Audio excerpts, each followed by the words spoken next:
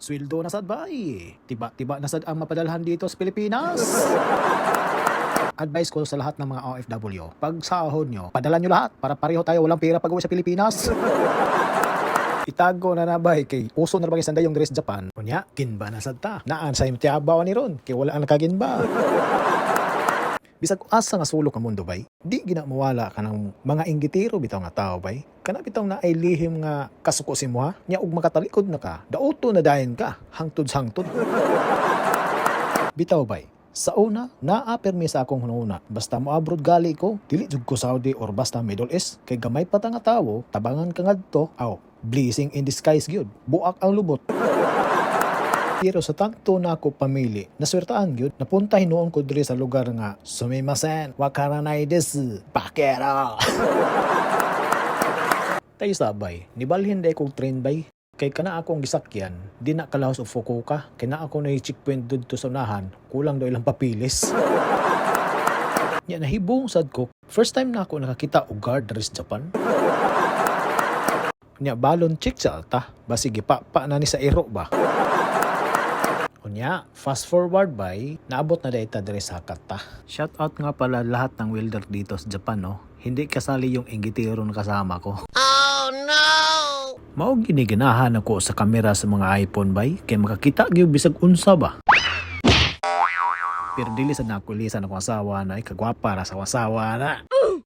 Ana ba, bawi dayon ba para di mabukbok. Ganina ra ko si bit-bit niya akong idadala bay, pero lami man sa di ay. Ang kanindot sad bitaw diri sa Japan bay, kay nindot kaya ang formation silang mga balay, mga building, mga roads, balay, building, murag parehar man siguro na. Bahala na mo.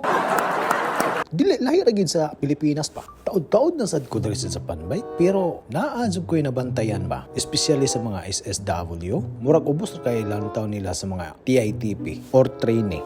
Ito yung common lines sa mga SSW at saka permanent residents dito sa Japan. TITP ka ba? Or trainee ka ba? Magkanong per hour mo? Magkanong sahod?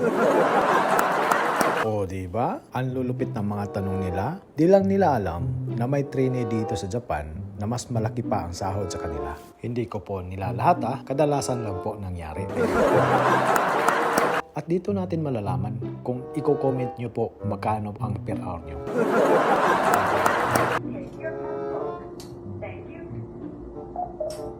Pero wag nyo pong dibdibin kasi sa tuwing hindi kami nagiging ba, maliit din ang sahod namin.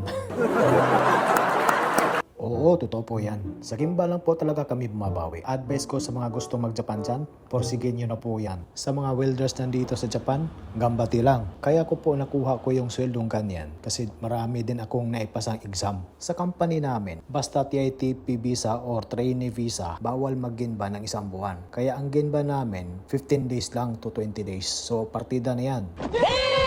So, ngayon, itong site na pupuntahan ko, medyo malayo-layo din. 2 ride na Shinkansen or bullet train, 2 ride ng Limited Express. As a welder dito sa Japan, mga bay, ang mga tinitira ko palagi, tubes for boiler, gas pipeline sa mga barko like LNG and LPG. Napakadelikadong trabaho mga bay. Nung una kong sampa sa barko, may namatayang isang hapon.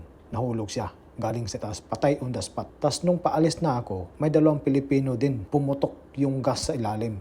Ang cost din naman doon, imbis na mag-report sa safety officer kasi yung acetylene sa ilalim nag-leak, nagawa pang magsindi ng sigarilyo doon sa itaas, kaya yun, sumabog sila. Oh no!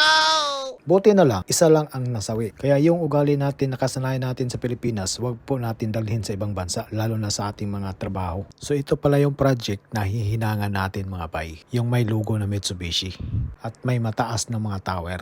Hindi basta-basta mga hinangan dyan mga bay. May x-ray, penetrant test at saka MT, magnetic test. Kaya advice ko sa mga baguhan, kunting patience lang. Darating din tayo dyan. Pagandahan ng hinang, palakihan ng sahod. O diba? Saan pa kayo dyan? At sa wakas mga bay, nakarating din sa destination. Maugig ni kabilib na ako sa Japan bay, kay murag bisag asa gig ka mapunta ba, kay wagig kay makitang basura tanawa ko na. Perting limpyo hagyod, pero atik ra. Mao ni pinakadapis gyud nga part basta maginba ko bay. Kay ako ra isa sa kwarto. Nya perting limpyuha gyud na diha. Linaw pa kista ng linaw. Unya murag demanding kunuhay taga Maybay bisag wa taga request ba unya tagadlaw ra bagid gilimpyuhan ang kwarto nato. Chins towel tanan bed sheet. Unya when it comes to ginbabay, dili gina mawala ang librehon gid. Samot na sa mga taga Mitsubishi Company. Samot na sa mga manager nato. Pero ate kragod paduga ra na kay binukbukay na ugma. Nya bahala na mo diya pagsabot unsa na amo ang ipangistoryahan diha. それは吉野がさ、あげない、欲しいな、当たっていた間違っとったと。それ拾ってね、吉野さん、飲み込むと電気なんかやってねえぞ。朝のミーティングで俺は言うか。みんな、で、作業長の吉野さんに文句言ってんだっていうような感じで、俺は見るわけ。高見も、北野のさ、藤沢、ラグビーな。こいつ知っちゃってんだ。Nya, mao din akong helmet bay. Bakbaka na bay. Johnny.